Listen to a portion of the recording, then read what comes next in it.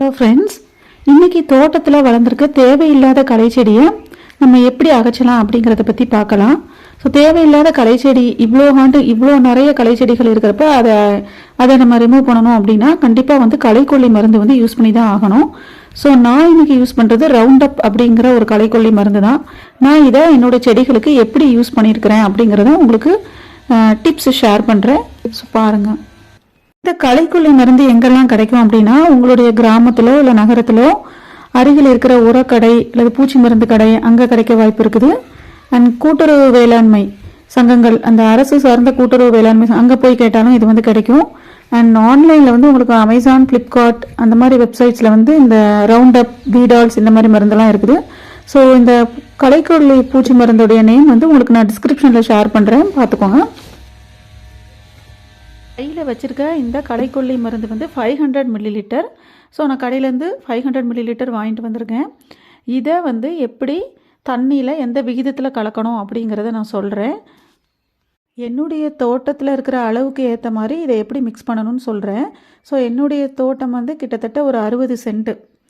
So அதனால் நான் 6 kilo கல் உப்பு நான் யூஸ் பண்ணுறேன். 1 கிலோ ஒரு பாக்கெட் இருக்கும் இல்லையா. ஸோ நான் 6 பாக்கெட் உப்பு ஃபஸ்ட்டே என்ன பண்ணுறேன் அப்படின்னா, தண்ணியில் கரைச்சி ஒரு வாளியில் ஃபுல்லாக தண்ணியில் அந்த 6 கிலோ உப்பையும் கொட்டி ஃபஸ்ட்டே அதை நல்லா கலக்கி விட்டு கரைச்சி எடுத்து வச்சுக்கிறேன்.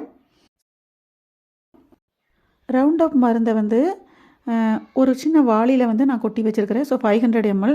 இது கூட கொஞ்சோண்டு ஒரு கப் அளவு இந்த கல்லுப்பு கரைசலையும் சேர்த்து மிக்ஸ் பண்ணி இந்த வாளியில் நான் தனியாக எடுத்து வச்சுருக்கிறேன். இப்போ நம்மளுக்கு கல்லுப்பு கரைசலும் ரெடியாக இருக்குது. அண்ட் ரவுண்ட் அப் மருந்து கொஞ்சோண்டு கல்லுப்பு மிக்ஸ் பண்ண ஒரு ரவுண்ட் அப் மருந்து ரெடியாக இருக்குது.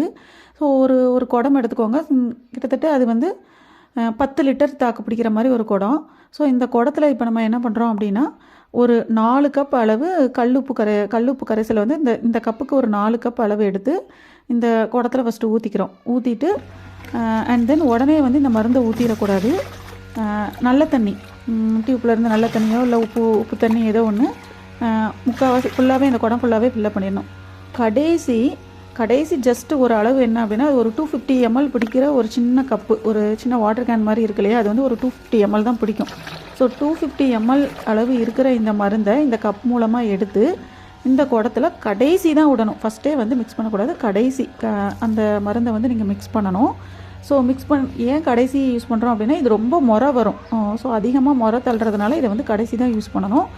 ஸோ இது ரொம்ப முறை வர மாதிரியான ஒரு மருந்து தான். ஸோ கடைசி யூஸ் பண்ணணும். ஸோ இந்த மிக்ஸ் பண்ண கலவையை தான் ஜஸ்ட்டு கல்லுப்பு கரைசல், தண்ணி அண்ட் கடைசி அந்த மருந்து ரவுண்ட் அப் மருந்து, இது மூணையும் மிக்ஸ் பண்ண இந்த குடத்தில் இது 3 மிக்ஸ் ஆகி இருக்குது. ஸோ இதை அந்த மருந்தடிக்கிற மிஷினில் நம்ம ஊற்றணும். ஸோ அந்த மருந்தடிக்கிற மிஷின் கிட்டத்தட்ட 10 லிட்டர் தான் பிடிக்கும் கரெக்டாக. ஸோ ஒரு 10 லிட்டர் பிடிக்கும். அந்த ஒவ்வொரு சென்ட்டுக்கும் கொஞ்சம் கொஞ்சம் அடிச்சிக்கலாம். ஸோ அவர் எப்படி அடிக்கிறாரு அப்படிங்கிறத உங்களுக்கு காமிக்கிறேன். ஸோ அவர் மருந்து எப்படி அடிக்கிறாருன்னு பாருங்கள். ஸோ இந்த மிஷினில் ஒரு சின்ன கேட் வால் இருக்குது. ஸோ அதை அவர் ஓப்பன் பண்ணி விட்டார் அப்படின்னா அந்த டேங்க்கில் இருக்க மருந்து ஃபுல்லாகவே உங்களுக்கு அந்த கேட் வால் வெளியே வந்துடும். ஸோ தோட்டம் ஃபுல்லாக நடந்து போய் எங்கெங்கே களை செடிகள் இருக்குதோ அங்கே மட்டும்தான் அடிப்பார். இந்த களைக்கொல்லி மருந்து தோட்டத்தில் விடுறப்ப ஃபஸ்ட்டு கொஞ்சம் நம்மளுடைய நிலம் கொஞ்சம் ஈரமாக இருந்துச்சு அப்படின்னா உங்களுக்கு சீக்கிரம் அந்த களைக்கொல்லி அந்த செடிகள் எல்லாம் கொஞ்சம் சீக்கிரம் வறண்டு போகிறதுக்கு வாய்ப்புகள் அதிகமாக இருக்குது. ஒருவேளை நீங்கள் உங்கள் தோட்டத்தை ஈரமாக வைக்கலை, இன்றைக்கி நான் கொஞ்சம் ஈரப்படுத்தவே தான் இல்லை, ஈரமாக இல்லை. ஸோ ஈரமாக இல்லைன்னா உங்களுக்கு அந்த செடிகள் உங்களுக்கு வறண்டு போகிறதுக்கு கொஞ்சம் டைம் எடுக்கும், அவ்வளோதான். ஒரு 4 days 5 days எடுத்துக்கிடும். ஸோ இப்போ உடனே வறண்டு போகணும், எல்லாமே ரிசல்ட் உடனே இருக்கணும்னா அதுக்கேற்ற மாதிரி மருந்தும் இருக்குது. அதுக்கேற்ற மாதிரி நம்ம ஃபஸ்ட்டு நிலத்தை நல்லா ஈரப்படுத்தி வச்சுருந்துருக்கணும். ஸோ ஒருவேளை ஈரம் இல்லாமல் நம்ம அடிச்சிட்டோம் அப்படின்னா கொஞ்சம் ஒரு டைம் எடுத்துக்கிடும். அண்ட் வெயில் நல்லா இருக்கணும். வெயில் நல்லா அதிகமாக இருந்துச்சு அப்படின்னா சீக்கிரமாக வறண்டு போகிறதுக்கு வாய்ப்பு அதிகமாக இருக்குது. இவர் கையில் ஒரு மிஷின் வச்சுருக்காரு இல்லையா. ஸோ இந்த மிஷினில் மருந்தை இந்த குடத்தில் இருக்க மருந்தை ஊற்றுறப்ப ஒரு ஃபனல் வச்சு ஊற்றுறாரு.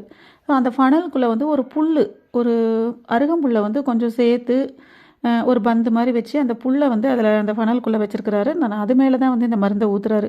என்ன காரணம் அப்படின்னா, இது ரொம்ப நுரை வெளியே வருது இந்த மருந்துலேருந்து அப்படின்னு சொல்லிட்டு. ஸோ குடத்தில் ஊற்றுறப்பயே அந்த அந்த ஃபனலில் புல் வச்சு ஊற்றுறதுனால அவருக்கு கொஞ்சம் நுரையெல்லாம் வெளியே வர்றது கொஞ்சம் கண்ட்ரோல் ஆகும். ஸோ டேங்க்கில் கொஞ்சம் நுரை இல்லாமல் உங்களுக்கு அந்த தண்ணி மட்டுமே இருந்துச்சு அப்படின்னா கொஞ்சம் உங்களுக்கு அடிக்கிறதுக்கு ஈஸியாக இருக்கும்.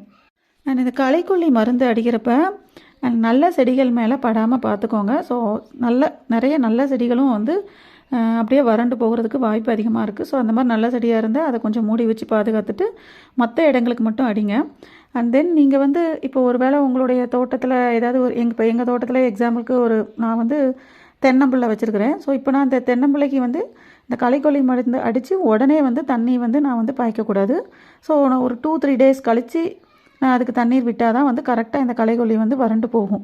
ஸோ இப்போது தென்னம்பிள்ளைக்கு உடனே தண்ணீர் பாய்ச்சிட்டோம் அப்படின்னா அது இந்த களைக்கொல்லி வந்து வறண்டு போகாது, சாகாது. ஸோ ஒரு 2 டேஸ் கழித்து நீங்கள் வந்து செடிகளுக்கு தண்ணீர் ஊற்றுறது கொஞ்சம் நல்லது. ஸோ இப்போ இங்கே வந்து வாழை தோட்டத்தை பாருங்கள். அதில் வந்து இந்த களைக்கொல்லி மருந்து அடித்து 5 நாள் ஆயிடுச்சு. ஸோ இதே மாதிரி பச்சை பசேல் இருந்த இதே பார்த்தீனியம் செடிகள் மேலே உள்ள வாழை தோட்டத்தில் எப்படி வறண்டுருக்குன்னு பாருங்கள். ஸோ கம்ப்ளீட்டாக அந்த விதைகள் எல்லாம் செத்துரும். ஸோ கம்ப்ளீட்டாக வறண்டுச்சுனா தான் திருப்பி வந்து நம்ம வந்து உடனே இந்த விதைகள் உங்களுக்கு வளராது. ஏன்னா எல்லா விதைகளும் செத்துருச்சு. ஸோ இப்போ வந்து நம்ம இதை ரிமூவ் பண்ணுறப்ப இந்த விதைகளை பற்றி நம்மளுக்கு எந்த கவலையும் இருக்காது. ஸோ நான் கிட்டத்தட்ட 60 சென்ட்டுக்கு 60 லிட்டர் மருந்து அடிச்சிருக்கேன். ஸோ உங்களுடைய நிலத்தோடைய அளவை பொறுத்து நீங்களும் இந்த அளவை வந்து சேஞ்ச் பண்ணிக்கோங்க. ஸோ இடம் கொஞ்சம் சின்னதாக இருக்குது, இல்லை உங்களுடைய என்ன அளவுன்னு உங்களுக்கு தெரியும் இல்லையா, அதுக்கேற்ற மாதிரி நீங்கள் என்ன பண்ணுங்கள் அப்படின்னா உங்களுடைய இந்த கல் உப்பு வந்து கரெக்டாக 1 பாக்கெட்டோ 2 பாக்கெட்டோ எத்தனை கிலோகிராம்ங்கிறத நீங்களே முடிவு பண்ணிக்கோங்க.